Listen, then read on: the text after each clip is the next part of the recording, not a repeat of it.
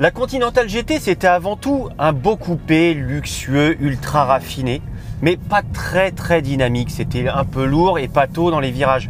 Et là, avec ce tout nouveau modèle, Bentley a réussi la prouesse de proposer à la fois un véhicule classieux et sportif.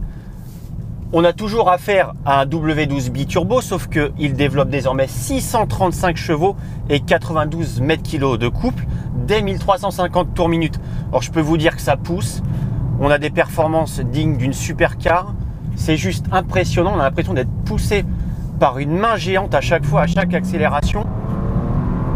La sonorité n'est pas très impressionnante, mais très musicale, c'est vraiment très agréable à écouter. Et surtout, la voiture fait preuve d'une agilité inédite pour une Bentley. Le train avant est réactif, précis, et grâce à un système de barre anti-roulis active, la voiture vire parfaitement à plat. On peut même rester en mode confort pour digérer les routes très bosselées. La voiture ne gîte pas, les mouvements de caisse sont bien maîtrisés, elle absorbe bien les bosses et ça, c'est une vraie prouesse pour une voiture de plus de 2 tonnes 2.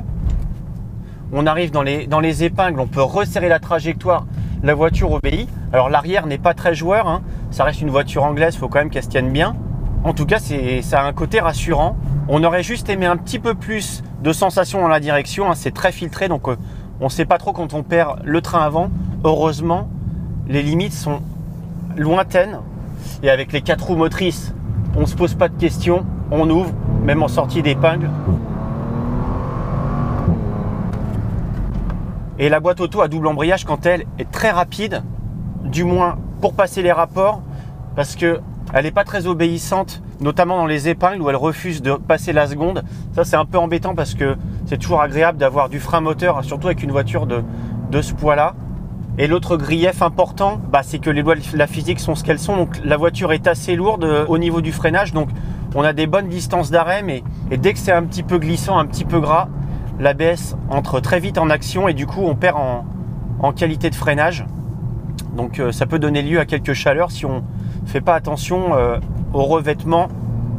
En tout cas, la voiture nous bluffe vraiment par sa polyvalence. C'est exceptionnel d'avoir une voiture aussi élégante, raffinée et cossue et efficace. Donc elle arrivera à séduire à la fois ceux qui veulent voyager loin dans un confort royal, mais aussi ceux qui attendent de la sportivité, même sur des petites routes de montagne, où elle se montrera diablement efficace et elle offrira un lot de sensations quand même juste inattendu pour ce type de voiture.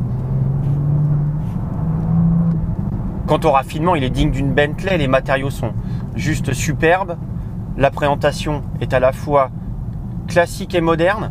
On a des petits gadgets sympas comme l'écran du GPS qui peut disparaître pour laisser apparaître de jolis cadrans pour la boussole ou le thermomètre extérieur. Alors évidemment, à plus de 200 000 €, c'est un minimum, hein. Un tel niveau de raffinement et de luxe, c'est ce qu'on attend d'une Bentley. Et ce qui est vraiment nouveau, c'est cette sportivité totalement inédite. C'est vraiment une belle surprise qui ravira à la fois les amateurs de cocon douillet et de sportivité.